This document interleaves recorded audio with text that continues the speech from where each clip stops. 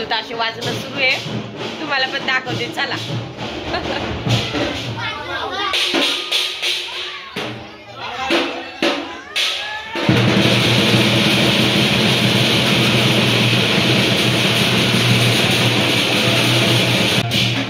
ताईंना फराळाचं करायला केळी, एक शेप, थोडंसं साबुदाणा, दही आणि ह्या थोड्याशा भाजलेल्या शेंगा.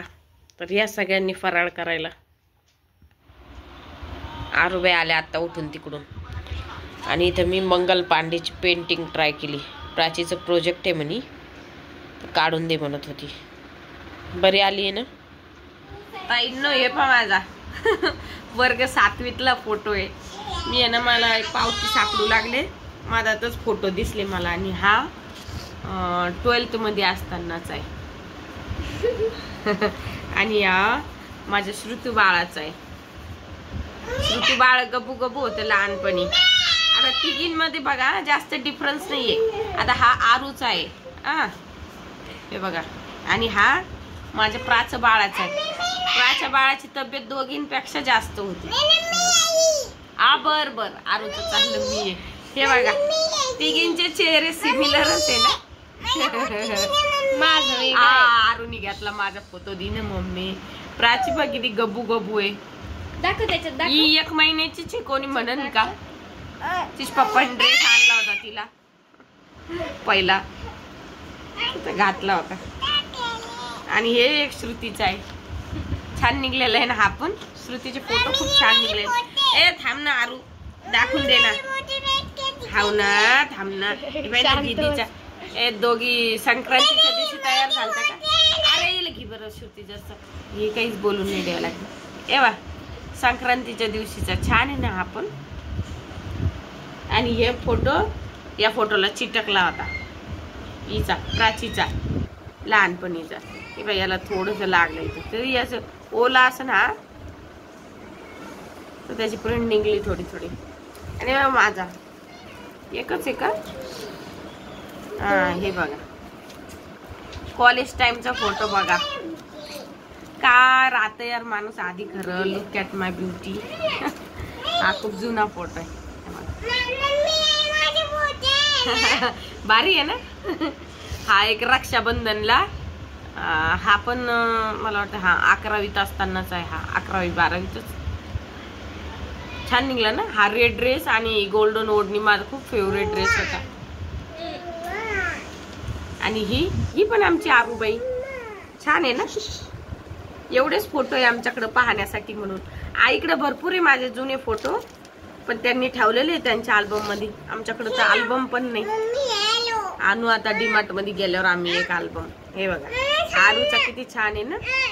हा वैशालीने फ्रॉक घेतला होता तर त्याच्यावर काढलेला आहे हा फोटो. छान आहे ना. तेव्हा शरारा ड्रेस, ते शमिता शेट्टीचं गाणं फेमस झालं होतं, शरारा शरारा. तर त्या ड्रेसला शरारा नाव होतं. आधी रेड आणला होता, तो फिट होत होता, मग परत रिटर्न केला, परत आणला. त्यावेळेस मध्ये 1700चा ड्रेस होता हा. खूप प्राऊड होती मी त्या ड्रेससाठी. आणलाच होता. त्याला ओढणी आणि असं पोटापर्यंत स्कर्ट हे होतं, वरचं टॉप आणि खाली स्कर्ट होतं आणि पॅन्ट पण होती आतमध्ये. असं तर ड्रेस होता शरारा आहे ना. हे बघा हे छान आहे ना फोटो. चलो ठेवून देऊ ते. ताईंनी तुम्हाला फोटो पण दाखवले जुने. आणि फाईल ते फोटो पाहता पाहता म्हटलं माझे ते सर्टिफिकेट आहे ना त्याची फाईल दाखवतो तुम्हाला.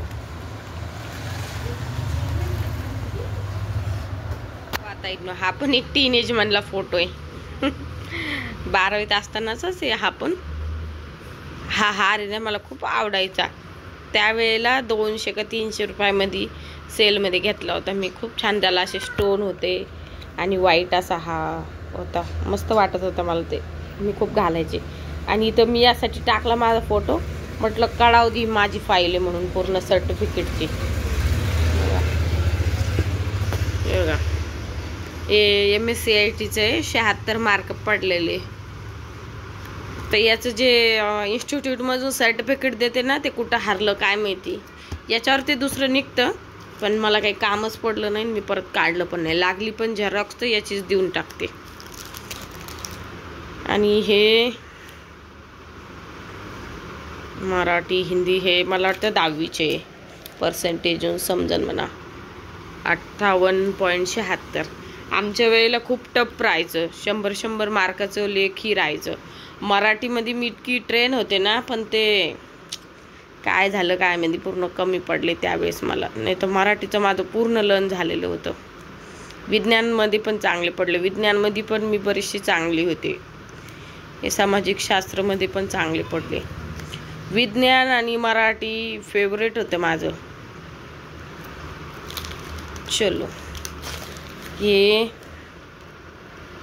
याचे फर्स्ट इयरचे 63. फर्स्ट इयरला एवढं समजत नव्हतं, म्हणजे एवढे पॉईंट लक्षात आलेले नव्हते. घाई गडबडीत अभ्यास होता त्यावेळी, तरी 63 पडलेली. कारण पेपर पहिलेच वर्ष थोडे वेगळे सब्जेक्ट येतात 12वीपेक्षा. आणि हे मला 200 पैकी 153 याच्यामध्ये 77%. Grade A. हे मला वाटतं टॅलीचं आहे. हे टॅली 9.0 केलेलं आहे. त्याचा काही उपयोग केलाच नाही मी, पण मला बऱ्यापैकी याची फायनान्सची समज आहे कॉमर्सची स्टुडंट असल्यामुळं. आणि हे सर्टिफिकेट हे पण टॅलीचंच आहे. आणि हे कशाचं आहे? हां, हे 12वीचं आहे. 12वीचं आहे. हे 12वीचे बघा, मराठीमध्ये 82.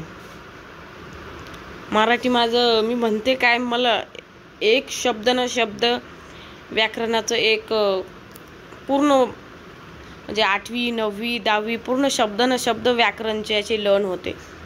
आणि हे ना इंग्लिशमध्ये 45 पडलेले. इकॉनॉमिक्स आता खूप कळतं, पण त्यावेळी खूप अभ्यास कमी केलेला मी इकॉनॉमिक्सचा. आणि बुक किपिंग 55. आणि नंतरचं काय आहे ते, एक कोणता विषय होता माझा, आणि सामाजिक शास्त्र काहीतरी होता वाटतं. नाही कोणता सब्जेक्ट होता, एक ते ट्रेडिंग विषय नसतं का, शेअर मार्केटचा काय विषय असतो काय माहिती कॉमर्ससाठी, विषय पण आता लक्षात नाही. अकाउंटन्सीमध्ये लास्टला सरनी जे चांगले 10-15 दिवसात सगळं सांगितलं होतं एक्झामचं, हे येणार आहे, ते येणार आहे, ते येणार आहे.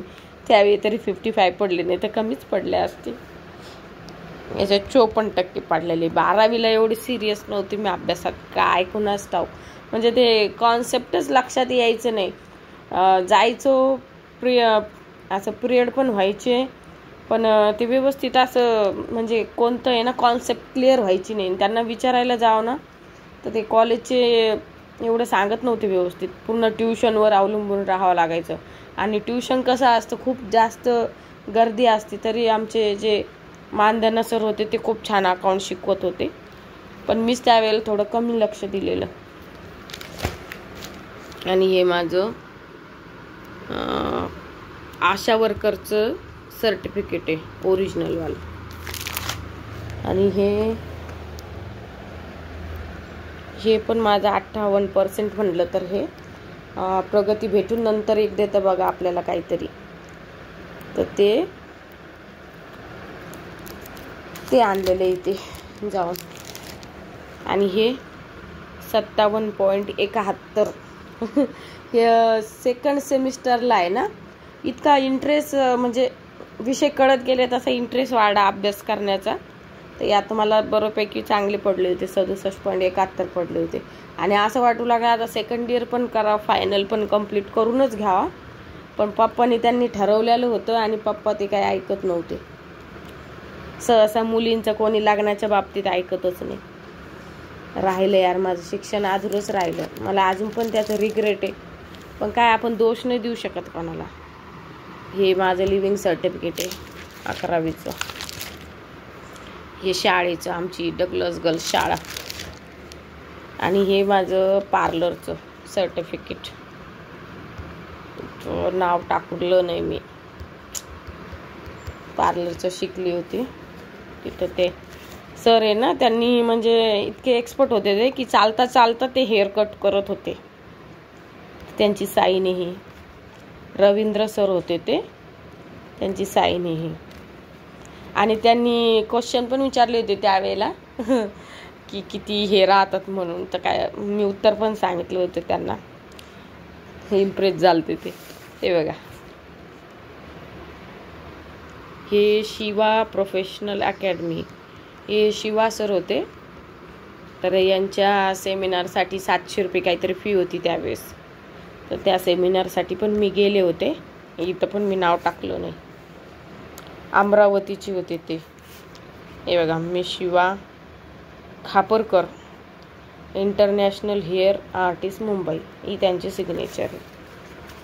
पार्लरसाठी पण मला बरंचसं हे होतं, पण त्यावेळेस असं झालं ना, त्यावेळेस करायचं होतं पण त्यावेळेस पैशाची कमतरता. बेसिकसाठीच ताईची फी 20,000 होती. तर काही 4-5 हजार पप्पांनी दिले, काही नंतर कामाला लागल्यावर 4-5 हजार मी दिले. परत म्हणजे प्रत्येक महिन्याला कामाला लागल्यानंतर मी त्यांना 2-2 हजार देत राहिली. आणि त्यांचे तसे करत करत 17 की 18 हजार मी दिले. म्हणजे सगळ्यांनीच 18-18 दिले. बोली 20,000ची केली होती, पण सगळ्यांनी 18-18 दिले. तर मी पण 18 दिले त्यावेळेस. मग ते पार्लरचं शिकण्याचं स्वप्न अर्धवटच राहिलं. त्याच्यामुळे माझ्याकडे ते हेअर स्ट्रेटनर करायचं पण आहे. अजून बरंचसं पार्लरचं सामान आणलं होतं मी. कैची आणली होती, बरंचसं आणलं होतं. भविष्यात पैसे आले माझ्याजवळ तर माझी शिकण्याची इच्छा आहे. मी म्हणजे असं फील होतं मला की मी त्यात प्रोफेशनल बनू शकते. टॅलेंट आहे माझ्यात ते. पण मला कुठंतरी ते इनफ मनी नाही भेटलं ते सगळं करण्यासाठी.